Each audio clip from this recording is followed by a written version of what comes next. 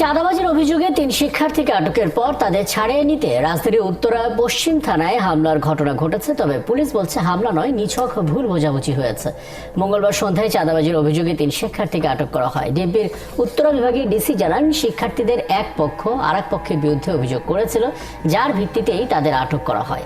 এই ঘটনায় পুলিশের এসআই আবু সাইদ অপেশাদার আচরণ করায় তাকে প্রত্যাহার করা হয়েছে বলে জানান তিনি। বৈষম্য বিরোধী আন্দোলনে এক ছাত্র প্রতিনিধি বলেন, বৈষম্য বিরোধী আন্দোলনের কমিটিতে বেশ কয়েকজনকে না রাখায় তারা মিথ্যা অভিযোগ এবং বিভ্রান্তি তৈরির চেষ্টা করছে।